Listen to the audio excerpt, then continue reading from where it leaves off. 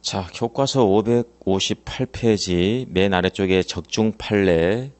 여기에서 중요한 판례 제가 몇 가지 정도 좀 설명을 좀 해드릴게요. 아래쪽에 가로 1번 있죠? 가로 1번 쌍무계약이 무효, 키워드는 무효입니다. 계약관계가 무효가 됐다라고 한다면 받은 것들을 돌려줘야 되겠죠. 왜냐하면 계약관계가 유효면 정당한 이득이지만 계약관계가 무효면 부당한 이득이죠. 이런 경우 보시면 되겠네요. 갑이 을과 만나서 매매를 했어요. 이전 등기를 했고요. 이 을은 매매대금을 지급을 했어요. 그런데 나중에 이 매매계약이 무효임이 밝혀진 겁니다. 계약관계가 만약에 유효였다라고 한다면 정당하게 소유권 취득했고요. 정당하게 매매대금을 취득한 겁니다. 정당한 이득이에요. 그런데 계약관계가 만약에 무효다라고 한다면 부당한 이득이죠.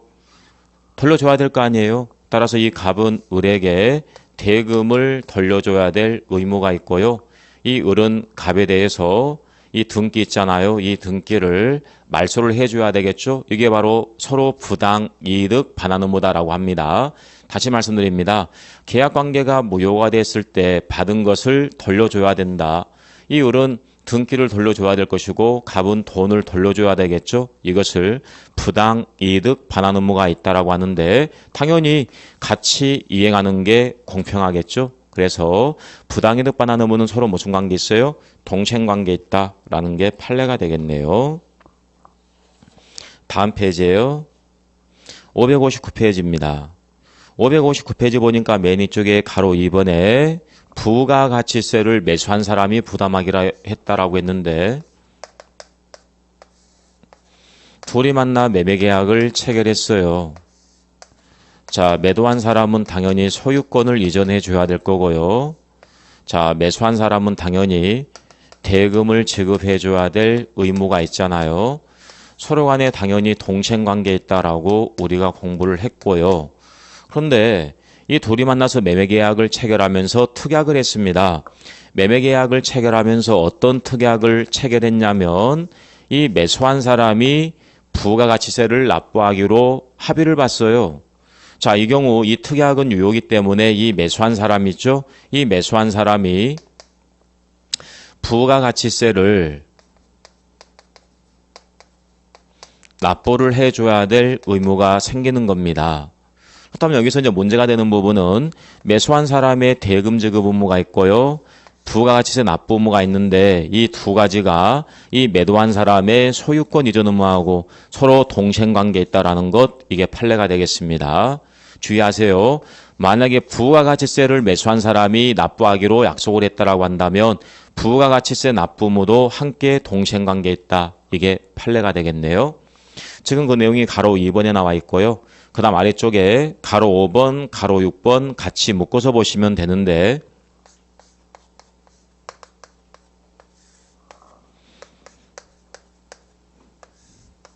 자, 항상 기본이 이겁니다. 매도한 사람은 소유권 이전 의무가 있고 매수한 사람은 대금을 지급해 줘야 될 의무가 있고 서로 동생관계에 있다. 이게 가장 기본이죠. 서로 간에 동생관계에 있습니다. 그리고 이 매도한 사람은 소유권을 이전해 줘야 된다라고 했는데 아무런 제한이 없는 완전한 소유권을 이전할 의무가 있는 것이죠. 따라서 만약에 여기에 근저당권이 설정되어 있다. 아니면 저당권이 설정이 됐다라고 한다면 이 매도한 사람은 이 등기를 당연히 말소를 해야 되는 거죠. 말소 등기 의무도 함께 있습니다. 말소 등기 의무도 함께 동생관계에 있다라는 것, 이게 판례가 되겠습니다. 따라서 같은 논리에 의해서 만약에 여기에 가압류 등기가 되어 있다, 아니면 압류 등기가 됐다, 마찬가지입니다. 말소할 의무가 서로 동생관계에 있습니다. 다시 말씀드립니다. 매도한 사람은 소유권 이전 의무가 있는데요. 완전한 소유권을 이전해 줘야 되는 거예요. 아무런 제한이 없는 완전한 소유권을 이전해 줘야 되기 때문에 따라서 만약에 근저당권 설정 등기가 남아있다든지 가압류 등기가 있다든지 이런 경우에는 그 등기를 말소까지 해줘야 된다. 이게 함께 동생관계에 있다라는 것, 이게 판례가 되겠네요. 그 정도 봐두시면 될 것 같고요. 그 다음에 560페이지 볼게요. 560페이지 보니까 위험부담 문제가 나와 있죠. 위험부담 문제 별 하나입니다. 계약에 따른 효과로서 권리와 의무가 발생했습니다. 의무를 이행합니다. 의무를 이행하는 과정에서 불능이 발생할 수도 있거든요. 자, 이런 예를 가지고 설명을 좀 드리겠습니다.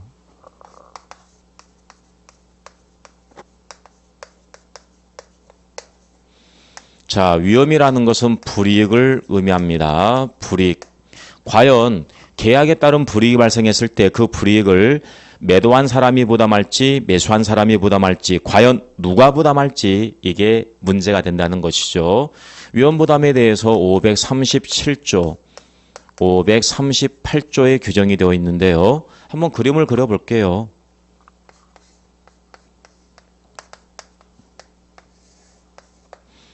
자, 갑이 여기에 공기 좋은 곳에 별장을 소유하고 있네요. 자, 이번에 이 둘 사이에 매매 계약이 체결됐습니다. 자, 매매 계약이 체결됐으니까 당연히 매매 계약에 따른 효과가 나오겠죠. 따라서 갑은 을에게 소유권을 이전해 줘야 될 의무가 있고요. 을은 당연히 대금을 지급해 줘야 될 의무가 있고요. 아까 봤던 것처럼 이 의무하고 이 의무는 서로 연결되어 있다. 대가관계에 있다라고 했어요. 그리고 이 을이 갑에게 대금을 지급해 줘야 할 의무가 있다는 것은 당연히 갑이 을에게 돈 달라고 청구할 권리가 있어요, 없어요? 있잖아요.